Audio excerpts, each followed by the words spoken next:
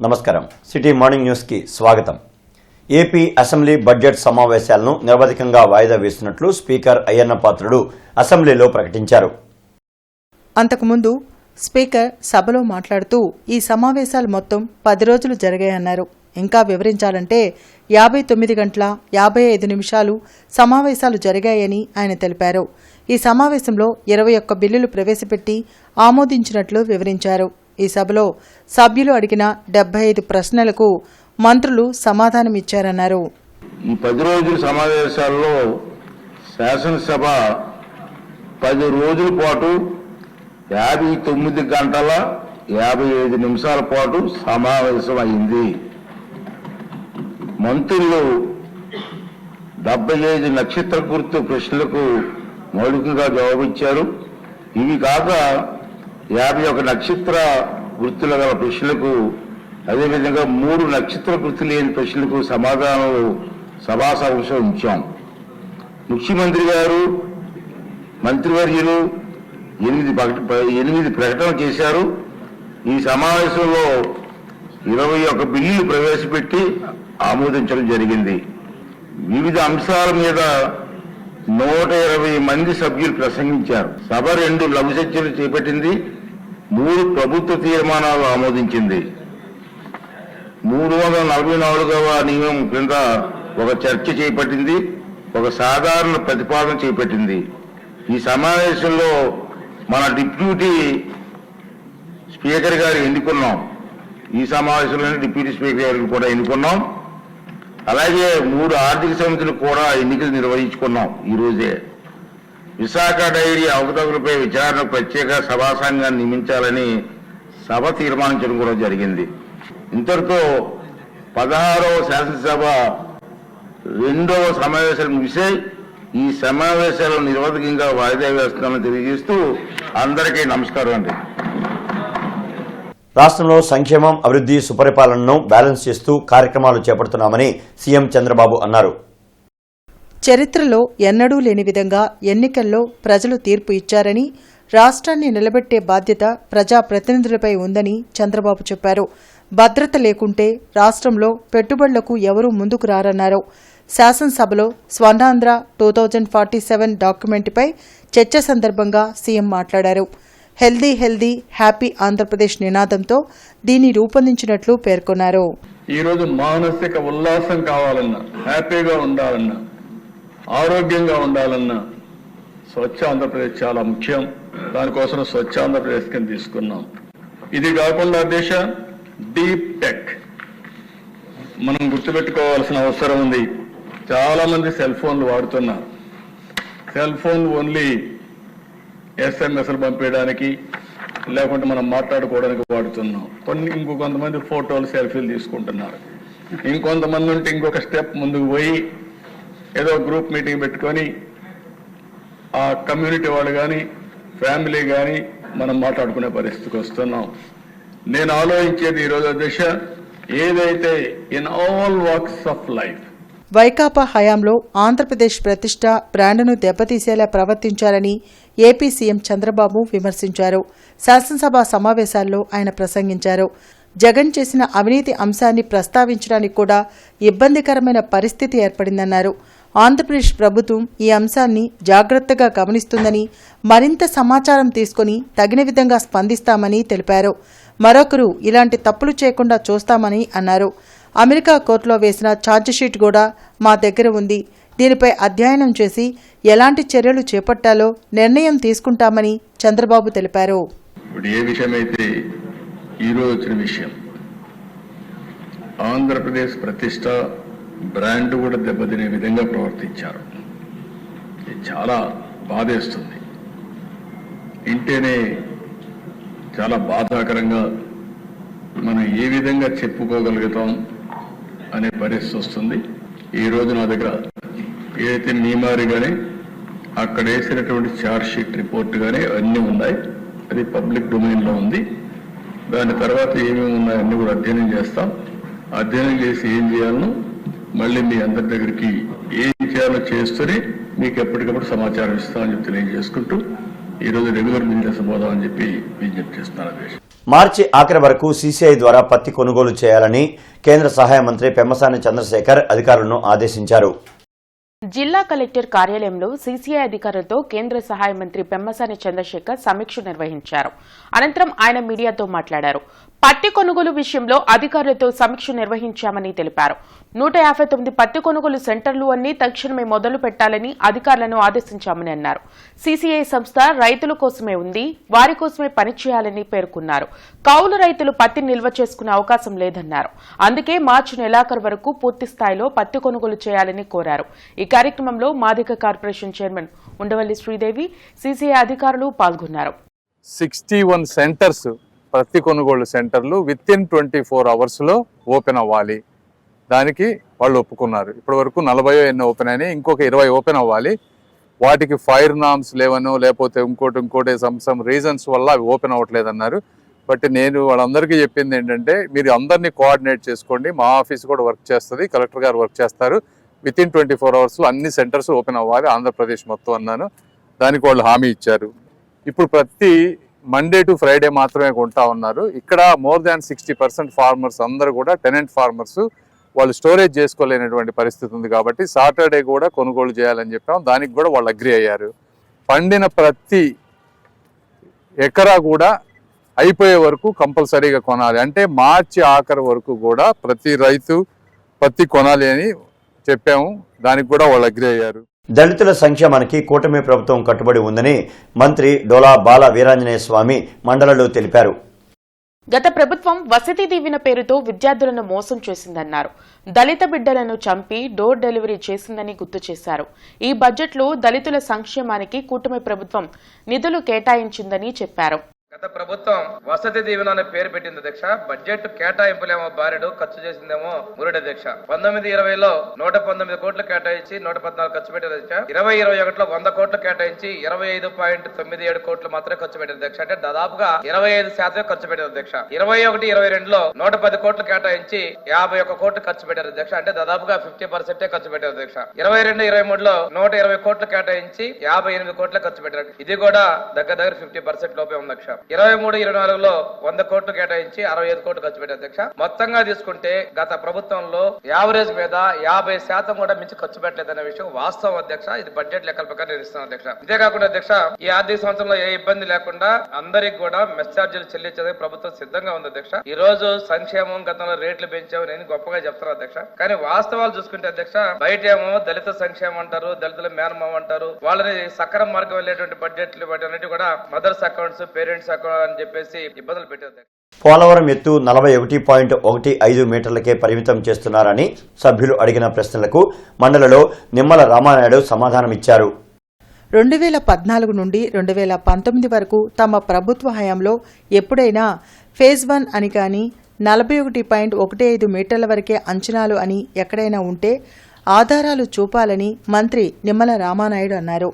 Polavaram phase 1లో 41.15 మీటర్ల వరకు అన్న అంశాన్ని 2022లో అప్పటి వైసీపీ ప్రభుత్వమే తీసుకొచ్చిందని అన్నారు. ఆ తర్వాత పలు దఫాలుగా ఈ అంశాన్ని వైసీపీ హయాంలోని అధికారులు కేంద్రం దృష్టికి తీసుకువెళ్లారని తెలిపారు. గత ప్రభుత్వమే పోలవరానికి గ్రహణం పట్టించిందని తెలిపారు. అప్పటి సీఎం జగన్మోహన్ రెడ్డి హయాంలో పోలవరం 41.15 మీటర్లు అని చెప్పారని చెప్పారు. ఈ ఏడాది ఫిబ్రవరిలో జరిగిన పీఐబీ సమావేశంలో కూడా 41.15 మీటర్లే అని చెప్పారని నిమ్మల రామానాయుడు తెలిపారు. తమ ప్రభుత్వం మాత్రం 45.72 మీటర్లకే కట్టుబడి ఉందని అన్నారు. ఈ సందర్భంగా మంత్రి నిమ్మల నదులు అనుసంధానం చేసి తీరుతామని చెప్పారు.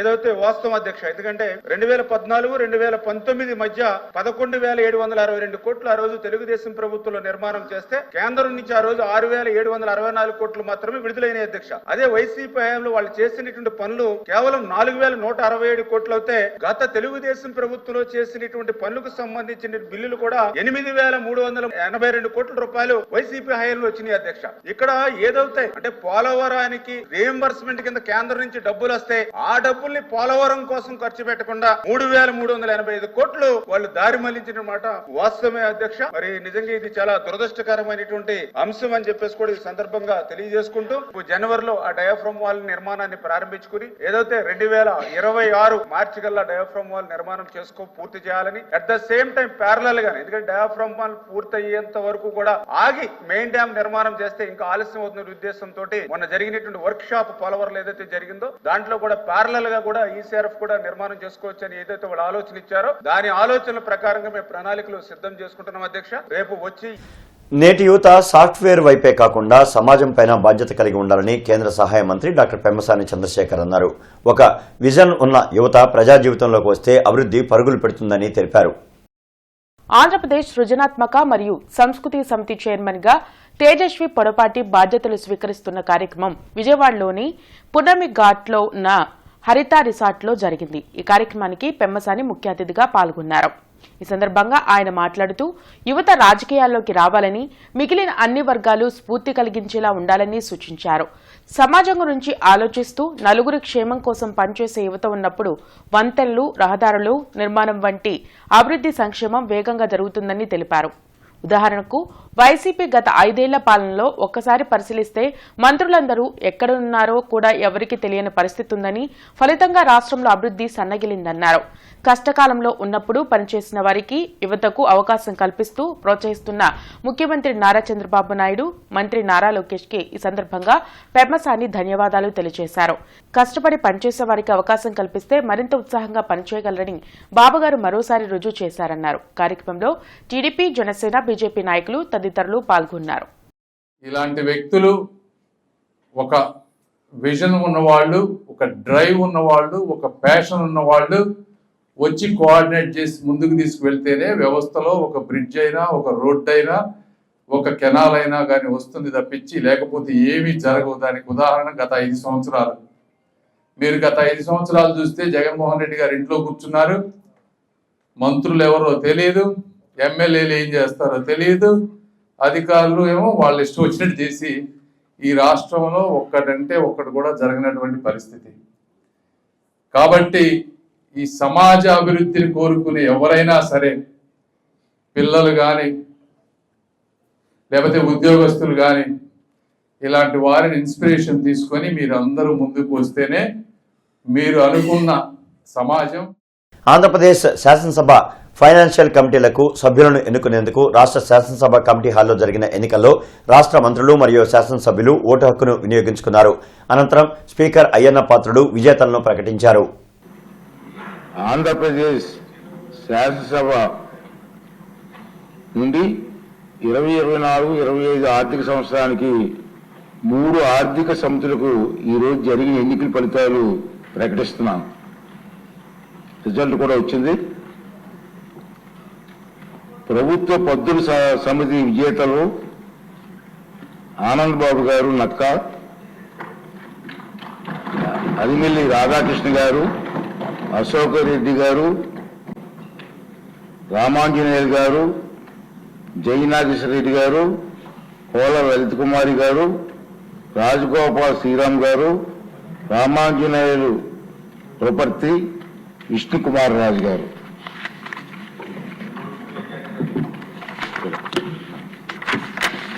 అదేవిధంగా అంచనాల సమితి విజేతలు అఖిల ప్రియ గారు, బండారు సత్యానంద్ గారు, జయకృష్ణ నిమ్మక, యోగేశ్వరరావు గారు, పందుల నారాయణ రెడ్డి గారు, మద్దిపాటి వెంకటరాజు గారు, సారథి వాల్మీకి, సునీల్ కుమార్ గారు, ఏలూరు సాంబశివరావు గారు. ఇండియన్ మెడికల్ అసోసియేషన్ ఆధ్వర్యంలో 66వ వార్షిక సమావేశం గుంటూరులో జరిగింది. జింకానా హాల్లో జరిగే ఐఎంఏ సమావేశానికి 2 తెలుగు రాష్ట్రాల నుంచి సుమారు 1700 మంది డాక్టర్లు హాజరవుతారని అధ్యక్షులు డాక్టర్ జి నందకిషోర్ తెలిపారు. ఈ కార్యక్రమంలో ప్రజల్లో వచ్చే వ్యాధులపై నిష్ఠాతులైన డాక్టర్లచే అవగాహన కార్యక్రమం చేస్తున్నామని వెల్లడించారు. పలు రకాల వ్యాధులు నివారణ, ప్రజలు తీసుకోవాల్సిన జాగ్రత్తలపై చర్చించడం జరుగుతుందని ఆయన అన్నారు. దీనిలో రాష్ట్రానికి సంబంధించి, తెలంగాణ రాష్ట్రానికి సంబంధించి కూడా 1700 డాక్టర్లు హాజరవుతారు. వీటిలో 40 పైగా శాస్త్రీయ టాపిక్స్ ఉన్నాయి. వాటి గురించి నిష్ణాతులైన స్పీకర్స్ మాట్లాడతారు. అంతేకాకుండా 3 వేరియేషన్స్ ఉంటాయి. వాటిలో మన సోమరాజు గారు, టి రమేష్ బాబు గారు, హరికృష్ణ, అట్లానే అన్ని స్పెషాలిటీస్ సంబంధించిన డాక్టర్లు ఈ సదస్సులో, సైంటిఫిక్ సదస్సులో టాపిక్స్ చెప్తారు. అట్లానే రాష్ట్ర స్థాయి కౌన్సిల్ సమావేశం జరుగుతుంది. ఆ కౌన్సిల్ సమావేశంలో ఐఎంఏ లీడర్లు రాష్ట్ర వ్యాప్తంగా వచ్చి వాళ్ళు రాష్ట్రంలో డాక్టర్లు ఎదుర్కొంటున్న సమస్యలు, అలానే పబ్లిక్ యొక్క హెల్త్ ఎలా మెరుగుపరచాలి, మన ఐఎంఏ ఎలా ఇన్వాల్వ్ అవ్వాలి, అలానే ప్రభుత్వంతో కోఆర్డినేషన్ మెయింటైన్ చేయాలి, ఇవన్నీ వీళ్ళు రేపు శనివారం చర్చిస్తారు. ముఠా వర్కర్లకు ₹3 కూలీ పెంచడం పట్ల Andhra Pradesh state civil supplies corporation హమాలీ ముఠా వర్కర్స్ యూనియన్ హర్షం వ్యక్తం చేసింది. ఆర్టీసీ బస్టాండ్ గోడౌన్ వద్ద సంబరాలు జరిపింది. ఎన్నో ఆందోళనల నేపథ్యంలో కూటమి ప్రభుత్వం క్వింటాకు ₹3 కూలీ పెంచడం హర్షదాయకమని ఏఐటీయూసీ నేత చల్లాచిన ఆంజనేయులు తెలిపారు. గోడౌన్లలో వేలాది మంది పనిచేస్తుంటారని ఆయన చెప్పారు. ప్రస్తుతం క్వింటాకు ₹25 కూలీని ₹28కి పెంచడం శుభపరిణామమన్నారు. ఈ సందర్భంగా ఏఐటీయూసీ నేతలు సురేష్, అంజిబాబు, మరిదాసు కూలీలతో కలిసి స్వీట్లు పంచుకొని సంబరాలు జరిపారు. 253 గోడౌన్లు ఉన్నాయి ఈ రాష్ట్రంలో. ఈ 253 గోడౌన్లో 5,000 మంది ముఠా కార్మికులు పనిచేస్తారు. వీళ్ళకి ప్రతి 2 సంవత్సరాలకు ఒకసారి కూలీ రేట్ల అగ్రిమెంట్ జరుగుతూ ఉంటుంది. ప్రభుత్వంతో అగ్రిమెంట్ జరుగుతూ ఉంటుంది.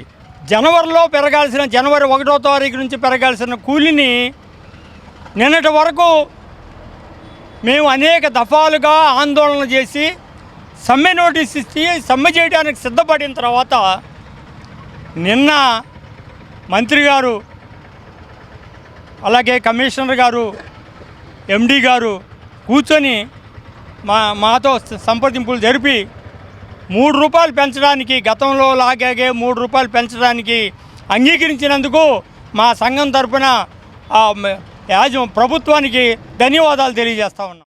నిన్న సాయంకాలం మమ్మల్ని అందరిని పిలిపించి, ఏఐటీసీ నాయకులను పిలిపించి చర్చలకి పిలిపించారు. దీనికి సంబంధించి కూలీ రేట్లు గత ఒక 5 నెలల క్రితం ₹2 అనౌన్స్ చేశారు. కానీ మళ్ళీ మా యూనియన్ని పిలిపించి ₹3 పెంచుతున్నామని చెప్పేసి మన మినిస్టర్ గారు, కమిషనర్ గారు, ఎండీ గారు వాళ్ళ సమక్షంలో చెప్పారు. అదేవిధంగా పిఎఫ్ సమస్యలు కొన్ని ఉన్నాయి. ఆ పిఎఫ్ సమస్యలు కూడా తొందరగా పరిష్కరిస్తా అన్నారు. లక్ష్మీపురం మెయిన్ రోడ్లోని మలబార్ గోల్డ్ అండ్ డైమండ్ షోరూంలో వెండి ఆభరణాల ప్రదర్శన ప్రారంభమైంది. ఈ నెల 30 వరకు జరిగే ఈ ప్రదర్శనను విద్యార్థినులు కావ్యశ్రీ, వైష్ణవి, సింధు, సర్వజ్ఞల చేతుల మీదుగా ప్రారంభించారు. ఈ ప్రదర్శనలో భాగంగా వెండి సామాగ్రి పట్టీలపై 25% వరకు తగ్గింపు ఉంటుందని, వెండి ఆభరణాల ఎంఆర్పీ విలువలపై 10% తగ్గింపు పొందవచ్చని తెలిపారు. మల్బార్ గోల్డ్ అండ్ డైమండ్స్ నిబద్ధతలో భాగంగా తమ వినియోగదారులకు 11 నాణ్యమైన వాగ్దానాలు అందిస్తున్నట్లు తెలిపారు. కార్యక్రమంలో store head Nadeer, store manager Vinay Kumar, Malabar సిబ్బంది పాల్గొన్నారు.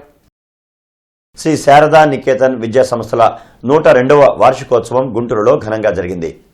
బ్రాడీపేటలోని శ్రీ శారదానికేతన్ వార్షికోత్సవం వేడుకల్లో జనచైతన్య వేదిక అధ్యక్షుడు వి లక్ష్మణ్ రెడ్డి ముఖ్య అతిథిగా పాల్గొన్నారు. అనంతరం ఆయన మీడియాతో మాట్లాడారు.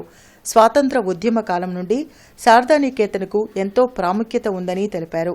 పేద విద్యార్థులకు నాణ్యమైన విద్యను అందించడంలో శారదానికేతన్ పాత్ర ఎంతో ఉందని కొనియాడారు. అలాంటి శారదానికేతన్ నేటికి అభివృద్ధి బాటలో పయనిస్తుందని అన్నారు. ఇదే స్ఫూర్తితో పేదల విద్యాభివృద్ధికి కృషి చేయాలని సూచించారు. శారదానికేతన్లో నిరంతరం విలువలతో కూడిన విద్యను అందించడం జరుగుతుందని సంస్థ ప్రతినిధి రంగనాయకమ్మ తెలిపారు. ఈ కార్యక్రమంలో శారదానికేతన్ ఈవో టి శ్రీనివాసరావు, ఇతర ఉపాధ్యాయులు పాల్గొన్నారు. నా మిత్రుడు ఆయన బి జనార్దన్ రెడ్డి గారిని మన గుంటూరు జాయింట్ కలెక్టర్గా కూడా చేశారు. వారు తెలంగాణలో పబ్లిక్ సర్వీస్ కమిషన్ చైర్మన్ చేసి రిటైర్ అయ్యారు. ఆయన 7వ తరగతి చదువుతున్నప్పుడు మహబూబ్ నగర్లో అక్కడున్న జిల్లా కలెక్టర్ ఆ స్కూల్కి వచ్చి ఆ క్లాస్లో ఆ పిల్లలందరూ అడుగుతున్నాడు, మీరు ఏమవుతారు. ఈ జనార్దన్ రెడ్డి గారు పైకి వేసి నేను ఐఏఎస్ అవుతానన్నాడు. అని తన దూకోలా ఆ అనిన రోజు నుంచి ఐఏఎస్ వచ్చేదాకా నిరంతరం శ్రమపడి ఒక రోల్ మోడల్గా కనపడ్డాడు. ఈరోజు ఆయన ఎక్కడికి వెళ్ళినా, ఏ స్కూల్కి వెళ్ళినా తన స్వీయ అనుభవాన్ని చెప్తాడు. నేను ఒక సంకల్పం చేసుకుంటే ఆ సంకల్పానికి కావాల్సిన సమయాన్ని, దానికి కావాల్సిన వనరుల్ని, దానికి కావాల్సిన నాలెడ్జ్ని, మేధా సంపత్తులు అన్నింటినీ ఉపయోగించి నేను ఆ స్థాయికి వచ్చాను. మీరు కూడా అలా కావాలని కోరుకునేవారు. బృందావన్ గార్డెన్స్ పరిధిలోని urban primary health centre, Ayushman Bharat health and wellness సెంటర్ను కలెక్టర్ నాగలక్ష్మితో కలిసి కేంద్ర సహాయ మంత్రి పెమ్మసాని చంద్రశేఖర్ పరిశీలించారు. ఈ సందర్భంగా పెమ్మసాని చంద్రశేఖర్ సిబ్బందిని ఆసుపత్రుల్లోని మౌలిక వసతులు, సమస్యల గురించి అడిగి తెలుసుకుని పలు సూచనలు, సలహాలు ఇచ్చారు. ఈ కార్యక్రమంలో GGH superintendent doctor Ramana Yashasvi, corporator మానం పద్మశ్రీ, మాదిగ కార్పొరేషన్ చైర్పర్సన్ ఉండవల్లి శ్రీదేవి, వైద్య సిబ్బంది పాల్గొన్నారు.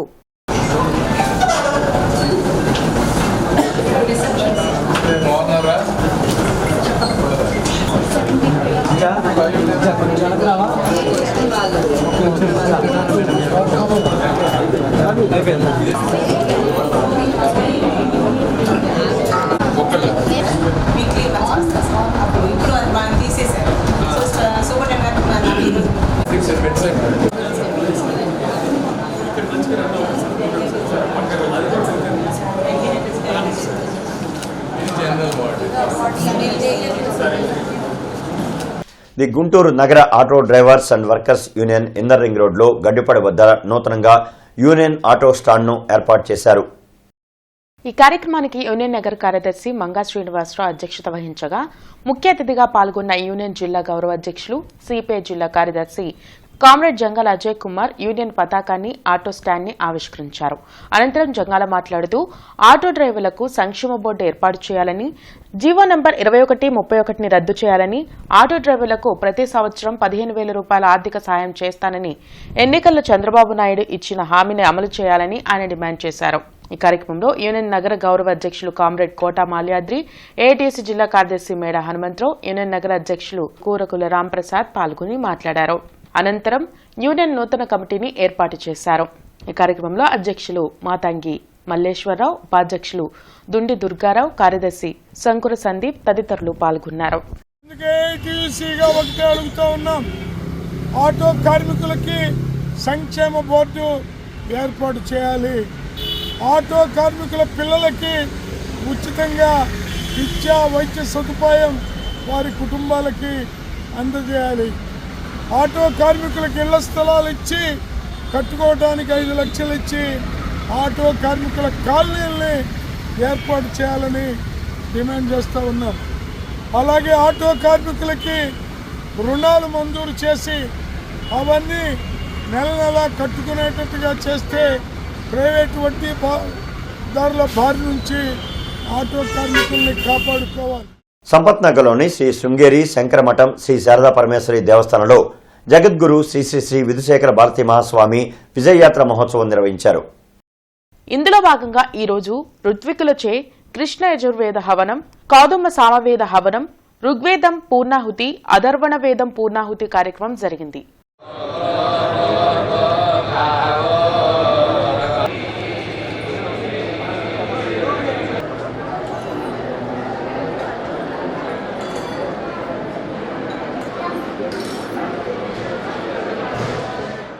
చట్టసభల్లో 34% బీసీల రిజర్వేషన్ల బిల్లు ఆమోదం పొందడం చారిత్రాత్మకమని అఖిల భారత ఓబీసీ సంఘం హర్షం వ్యక్తం చేసింది. గుంటూరులోని మహాత్మా జ్యోతిరావు ఫూలే విగ్రహం వద్ద అఖిల భారత ఓబీసీ సంక్షేమ సంఘం మరియు జాతీయ బీసీ సంక్షేమ సంఘం సంయుక్త ఆధ్వర్యంలో మహాత్మా జ్యోతిరావు ఫూలే విగ్రహానికి ఆంధ్రప్రదేశ్ ముఖ్యమంత్రి చంద్రబాబు నాయుడు చిత్రపటానికి పాలాభిషేకం చేశారు. ఈ సందర్భంగా జాతీయ బీసీ సంక్షేమ సంఘం అధ్యక్షులు అంగిరేకుల వరప్రసాద్, ఏపీ రాష్ట్ర ఇన్ఛార్జ్ యలగాల నూకానమ్మ మీడియాతో మాట్లాడారు. బీసీ సంఘాల విజ్ఞప్తిని, ఆకాంక్షలను రాష్ట్ర ప్రభుత్వం గుర్తించి చట్టసభల్లో ఓబీసీలకు 33% రిజర్వేషన్లు కల్పిస్తూ ఇటీవల ఏపీ మంత్రిమండలి తీర్మానం చేశారని పేర్కొన్నారు. వెంటనే అసెంబ్లీలో ఆమోదించి కేంద్ర ప్రభుత్వానికి సిఫార్సు చేయడం కూటమి ప్రభుత్వ చిత్తశుద్ధికి నిదర్శనమని అన్నారు. కేంద్రంలో ఓబీసీ మంత్రిత్వ శాఖ ఏర్పాటుకు సీఎం చంద్రబాబు నాయుడు, ఉప ముఖ్యమంత్రి పవన్ కళ్యాణ్ చొరవ తీసుకోవాలని కోరారు. ముఖ్యమంత్రి చంద్రబాబు నాయుడు, ఉప ముఖ్యమంత్రి పవన్ కళ్యాణ్, మంత్రి సవితకు ధన్యవాదాలు తెలిపారు. ఈ కార్యక్రమంలో అరికటిక సంఘం జిల్లా అధ్యక్షులు కామేశ్వరరావు, శాలివాహన మహిళా సంఘం రాష్ట్ర అధ్యక్షురాలు నాగేశ్వరి, తెలుగు మహిళా జిల్లా ప్రధాన కార్యదర్శి వకులాదేవి, బొందిలి సంఘం నగర ఉపాధ్యక్షులు బాలాజీ సింగ్, దుర్గారావు, నాగజాన్సీ, రాణి తదితరులు పాల్గొన్నారు.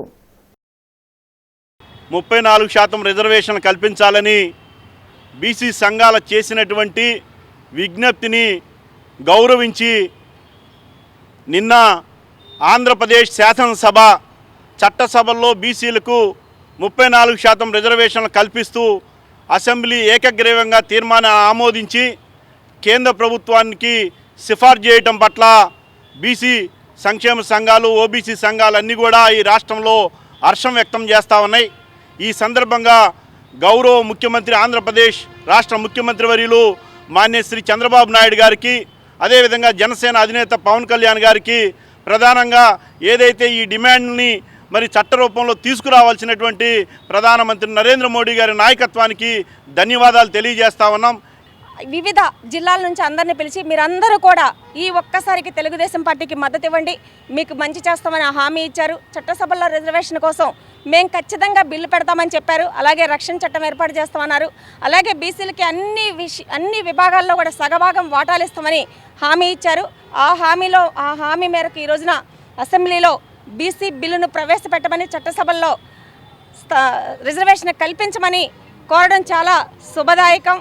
11 kV లైన్ మెయింటెనెన్స్ కారణంగా ఈ రోజు ఉదయం 10 గంటల నుంచి మధ్యాహ్నం 2 గంటల వరకు గుజ్జనగొండ్ల, ఎస్వీఎన్ కాలనీ, నేతాజీ నగర్, తారక రామానగర్ ఏరియాలలో విద్యుత్ సరఫరాకు అంతరాయం కలుగుతుందని డీఈఈ గురవయ్య తెలిపారు. అదేవిధంగా Ramireddy Thota, Prakash Nagar, Ganeswararaopeta, old club road, Guntur వారి తోట ఏరియాలలో ఉదయం 8 గంటల నుంచి మధ్యాహ్నం 12 గంటల వరకు విద్యుత్ సరఫరాలో అంతరాయం ఏర్పడుతుందని విద్యుత్ అధికారులు తెలిపారు. కావున వినియోగదారులు సహకరించాలని కోరారు. ఇక ఈ వార్తలు ఇంతటితో సమాప్తం. నమస్కారం.